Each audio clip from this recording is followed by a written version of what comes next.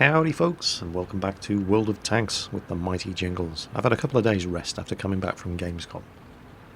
Even though I got bored after the first day and put a Star Citizen video up, but this is what most of you have been waiting for, World of Tanks. This is Matthias 46 in the T-62A, one of the three Soviet Tier 10 medium tanks. There's not a lot to choose from between the three Tier 10 mediums in the Soviet line. You've got the Object 430, you've got the Object 140, and the T-62A here. The 430 tends to have the better camo values. The 140 is the fastest.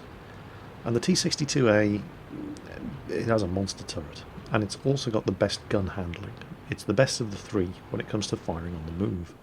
Well, Matthias and his buddy in the STB-1 there have both found themselves in a obviously Tier 10 match here on Live Oaks. He stops in the bush on the ridge just to have a quick look and see if he can get some shots off against any enemy rushing the other way, and then he immediately powers forward. A lot of his team have come down around the south across this railway bridge, and that's leaving the team very, very weak in the town to the north, and that's fine as long as the guys in the town go defensive and the guys that are coming south push. When your team splits like this, the clock is very much ticking away for the guys up to the north. There's the T-62A's bouncy turret for you. He bounced a shot from the Foch. Well, he can't hang around on the ridgeline there, not with a Foch shooting at him. But the guys that pushed round to the south have got to move up. They have to push the numbers advantage while they still have it, and the guys in the town are still alive. They've got to move up. They can't afford to hang back and let themselves be pushed back by the enemy who are attacking from this side. And to give the team credit, that is exactly what they seem to be doing. The majority of them are pushing forward. Certainly the medium tanks are. And Matthias starts working over that very unfortunate Foch with this fantastic gun on the T-62A. Low alpha damage, but very, very high rate of fire. Takes a hit there. Nothing he can't handle. Backs up. T-62A's gun depression, not fantastic. This isn't a great situation for the T-62A to be in. Ideally, he wants these guys to pop up over the ridge like that, so he can put shots into them. If he was in the Object 140, it would be a different matter. The Object 140 has the best gun depression of the Tier 10 Soviet medium tanks. Took another shot on the turret. Oh, wasn't watching beside him. That could have been dangerous, but neither of them were really paying attention to what was happening on their right, but the Conqueror came off worst. He's now backing off. Badly damaged Foch, he's just been taken out. He came up with the Conqueror retreated, the Foch was left alone, got himself taken out. T-62A turret bounced another shot from that Conqueror. 3 Conquerors down here. Ooh, that was a bit of a waste. Friendly tank just rushed to certain death there. But you can see the DPM, the rate of fire, the damage per minute output of this T-62A is absolutely phenomenal. You can get this thing in a position where it can keep firing its gun.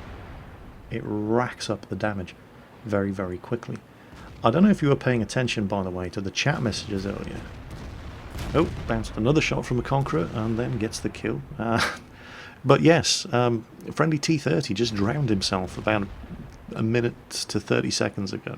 Don't worry, we'll take a closer look at what exactly happened, and you can have a good laugh at his expense in a moment.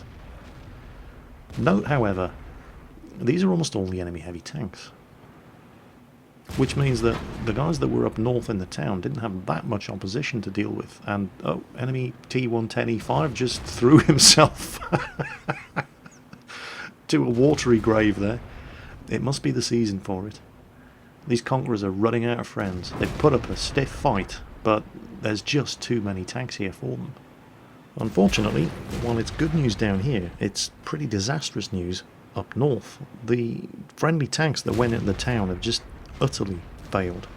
Most of the enemy's heavy tanks were down here in what's traditional medium tank country. So the guys that went into the town didn't have that much opposition, but they've all just died. And the base is about to be overrun. There's a Object 704 up there, desperately in need of help. So Matthias gets the last kill on the enemy tanks down here, and then instead of pushing on into the base, he turns around and heads back to reinforce the Object 704. While he's heading back, let's just investigate further into exactly what happened to the T-30 who drowned himself earlier. And here he is. What was it that led to his watery demise? Did he back up to get out of the firing line of an enemy tank, not watching what's behind him, and end up falling off the shelf and into the water? Was he pushed into the water by an enemy tank? No, he just, for no apparent reason, decided left turn, Clyde.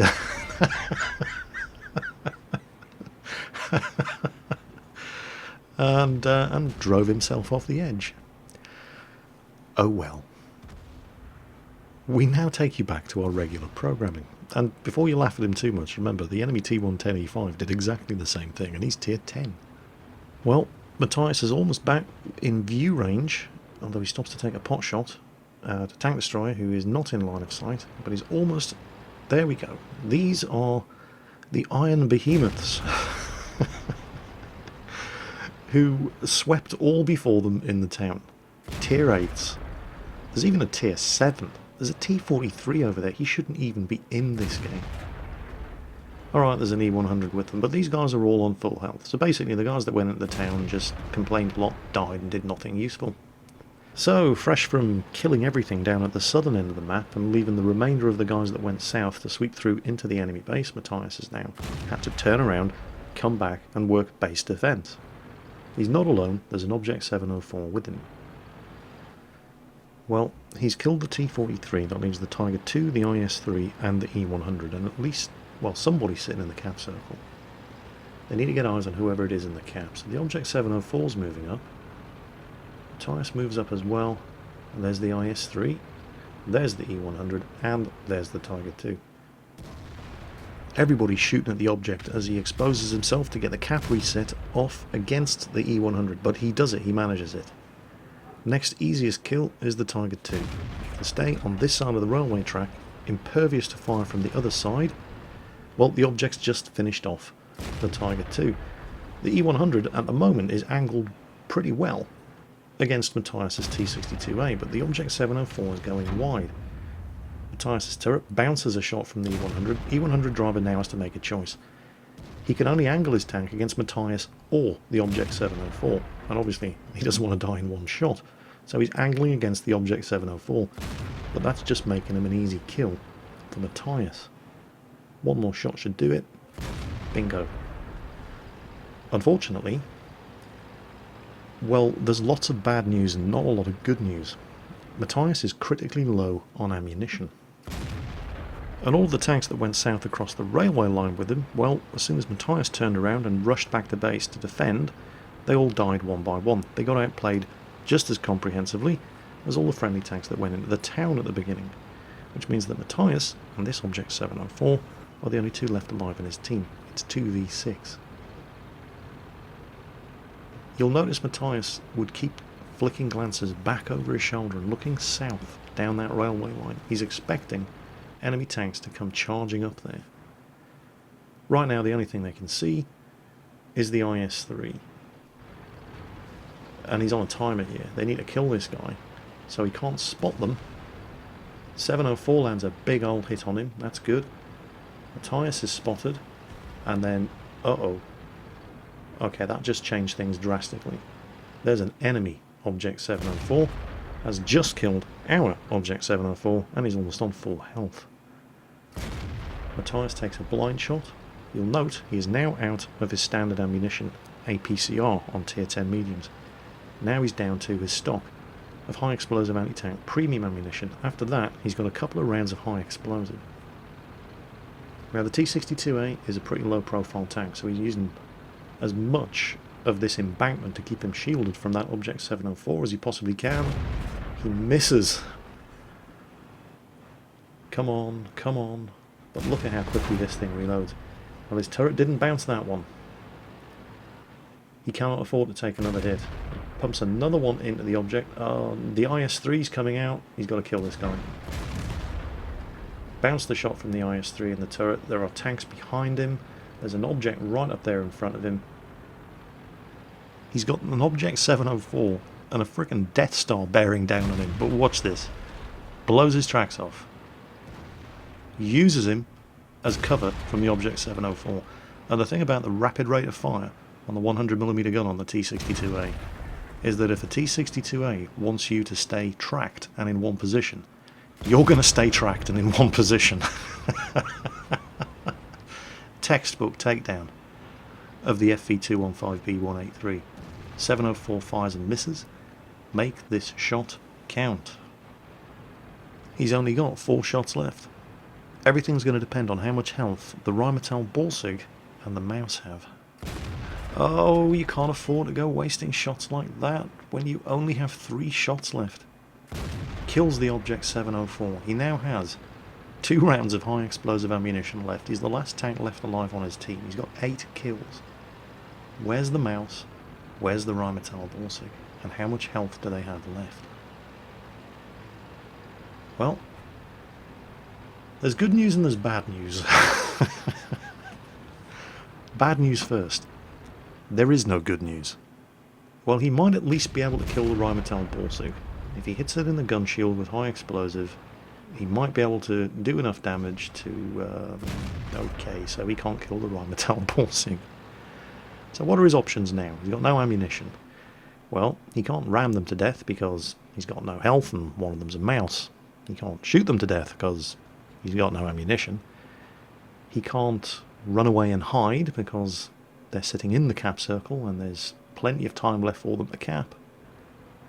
So he decides to do the honourable thing, shows himself, and gives them a kill. I feel pretty comfortable saying that's probably one of the worst things I have ever seen in World of Tanks.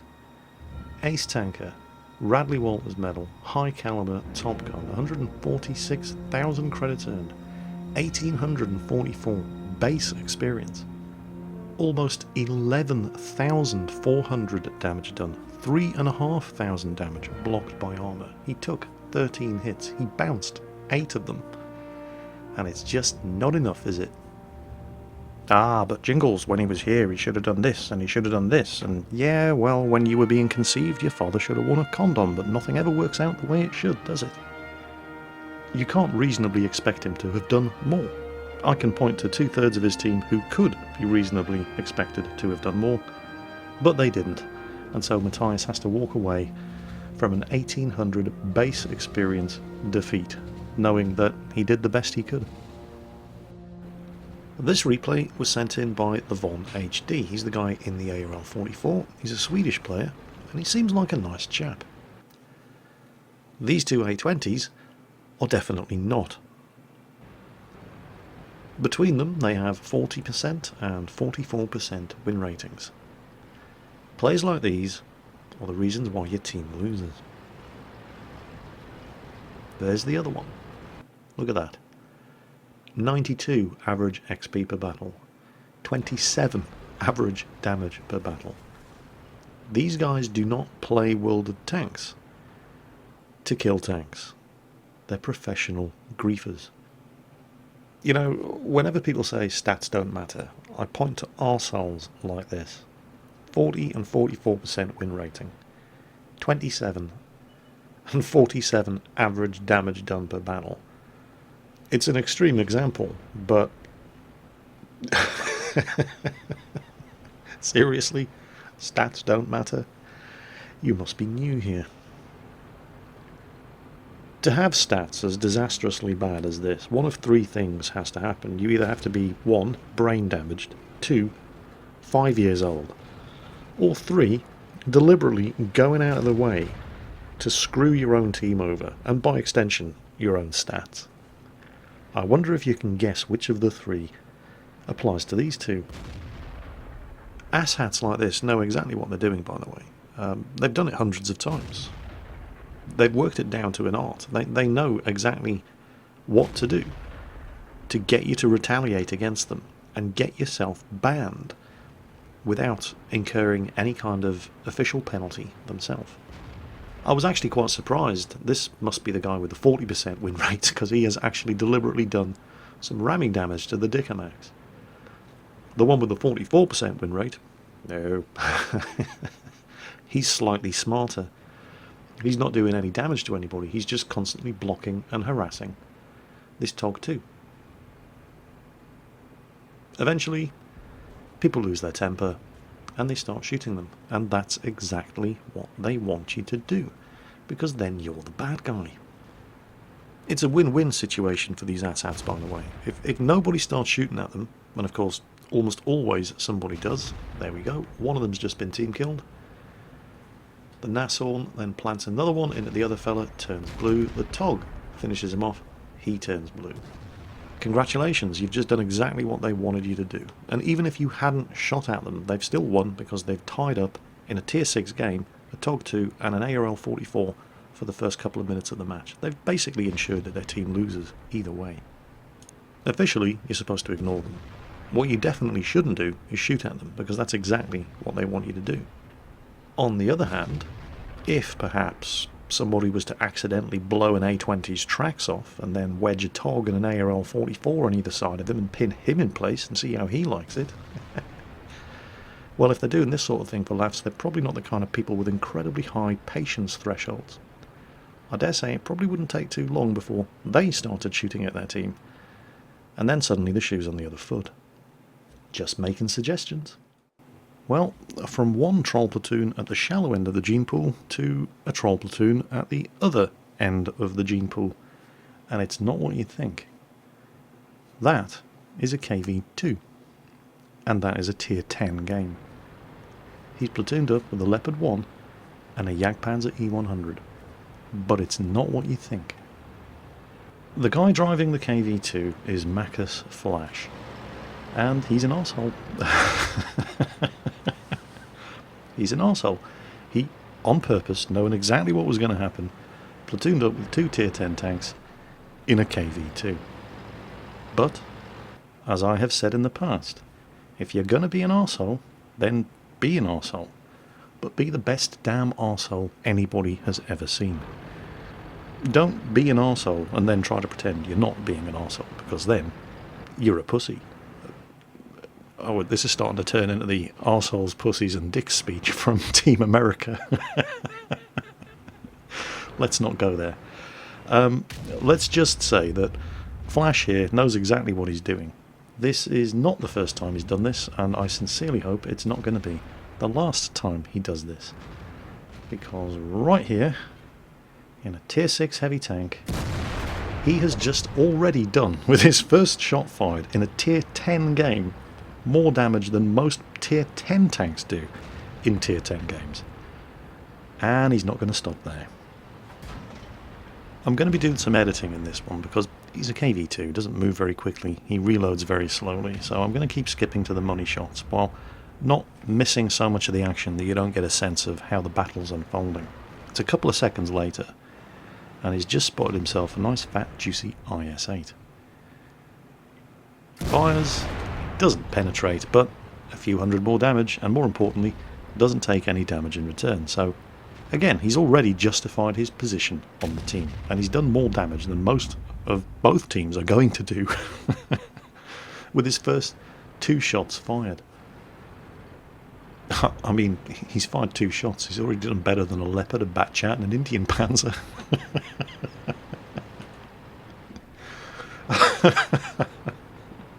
Oh, trust me, you haven't seen anything yet. All the way through this replay I just kept thinking, you know what it's like when you're watching one of those games that's going really, really, really well, and you're thinking this is going to be epic, and then right at the last moment it all goes horribly wrong. You think, well, it was still good. I kept waiting for the moment where this was all going to go horribly wrong, and he kept me waiting for it. He kept me waiting for it a long time. Don't worry, there's still plenty more left.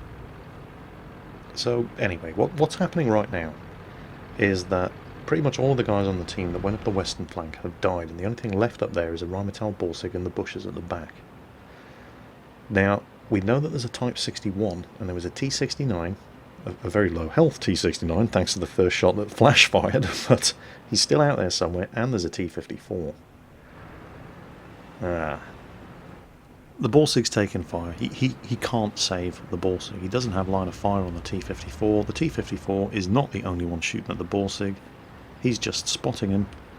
So rather than sit on the corner and try to pick him up with a KV-2's terrible view range. Instead, he goes wide, tries to keep himself out of the view range of the T-54 and the Type 61 that's out there somewhere, sticks to the low ground, using the terrain to hide his movement from the enemy tanks coming up the flank. Because they've just dealt with the last defender, they're going to be going for artillery next.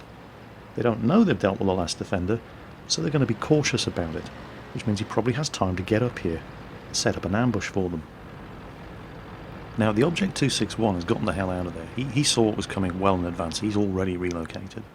It's too late for the FV207 to run, so instead, credit where credit's due, the FV207 digs in and prepares to make a last stand. But don't forget, Flash is also platooned with a Jagdpanzer E100, and the two of them are working together here. Now, who's going to come around that corner first? Flash is targeting the FV207, trying to get him to pull back, and there's the Type 61. Comes around the corner, not sure who spotted him, wham, takes a big old hit right there from the Jagdpanzer E100, and then artillery fires shotgun and takes him out. So, artillery successfully defended himself, with a little bit of help from his friends. So, outflanking manoeuvre, crushed, artillery successfully defended. Or is it? Don't forget, Type 61 wasn't alone. There's a T-54 out there as well. And he's a good player. In fact, he's the best player remaining on the enemy team. So, the T-54 is being understandably cautious. He doesn't want to get slapped in the side by a mighty Jaegeru, as just happened to the Type 61. The Jaegeru, on the other hand, has got his own problems. There was a tree falling just there. There it is. While the Jaegeru is aiming at the Object 704, that T-69 that we said hello to at the start of the game is going to wait for his moment. There. Jagdpanzer E100 just fired. Aha, I have you now. I don't think so.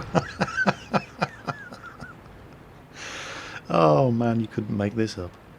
Unfortunately, IS-8 is trying his luck. He's fired, he's missed.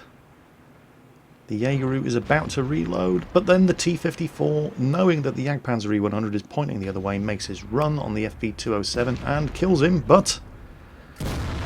well, that was unfortunate. The Jagdpanzer E100 has killed the IS-8. The Jagdpanzer E100 actually has a monster game here. He's just nailed two tanks with two shots. First the Object 704, then the IS-8, but now he's been pinpointed for artillery by the Rheinmetall Borsig. The Jaegeru can't move out from behind that rock, because if he does, artillery will nail him. Also, quite worryingly, nobody knows where the Jagdpanther 2 is, and this flank has been very, very quiet, and there he is. Now, this is not going well. The Jaegeru's taken hits, he's got a Jagdpanther 2 behind him, and the KV-2 is coming over the hill trying to help him out. The Object 261 is aiming at the Jagdpanther 2, trying to help him out. But it's just not enough. KV-2, strong tank, but not a very fast tank. So it's 4 against 2, and one of them's a Tier 6 heavy. Yeah, but it's not any old Tier 6 heavy. It's a KV-2.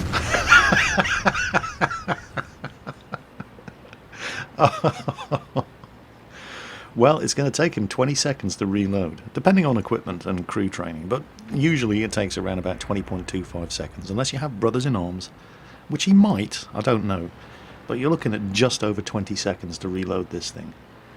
He can't expect a massive amount of help from artillery here. He's probably going to have to take out...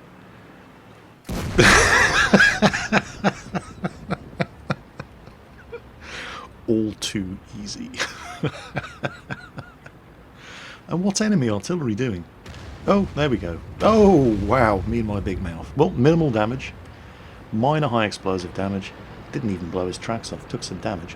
Where's the Rheinmetall Borsig? Oh, there he is. Oh, have we reloaded?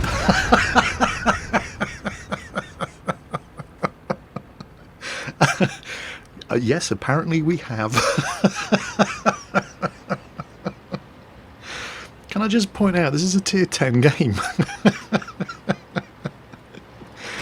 This guy's on fire. Somebody stop me. So now suddenly it's 2-on-2 again. But it's effectively 2 artillery versus 2 artillery, because that's what the KV-2 is. It's a 152mm howitzer.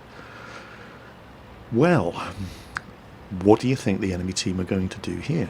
The 261 and the Lorraine are both very, very fast, high-tier artillery. Are they going to use that speed to their advantage? Or are they going to sit in their base like a pair of little bitches? Which do you think it's going to be? Yeah, right. As if. I'm clearly wasting my time trying to build up some sort of sense of suspense here, because you know that there's no way these guys are going to move out of their base. This is a pair of artillery who couldn't be asked to relocate 100 metres left and right in order to put shots down on a Jagdpanzer E100 who was killing their team. And they're not going to move out of their base just because they're the only two left. Don't be silly.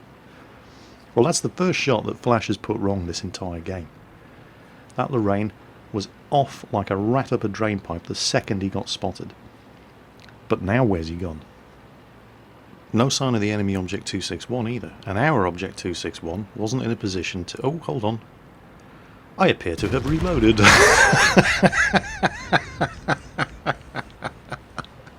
Another kill.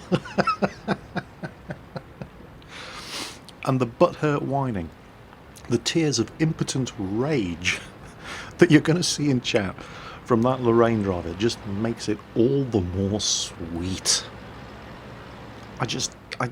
I love it when people get outplayed and then get mad about it.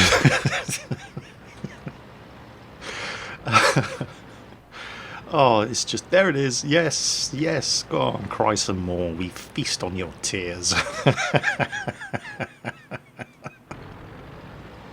But where's the 261? Is he being sneaky? Or is he sitting in the exact same predictable position?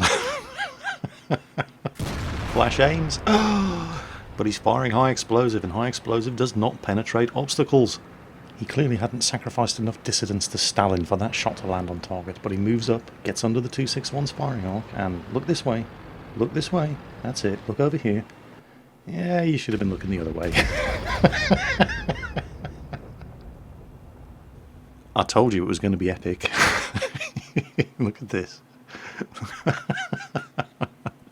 Tier 6 heavy tank in a tier 10 game. 3,200 damage, 1,000 tracking damage, 1,000 spotting damage, 5 kills. Couldn't even get a top gun. Puh, what a scrub. Ladies and gentlemen, the greatest troll in the history of World of Tanks. As always, folks, take care, and I'll catch you next time.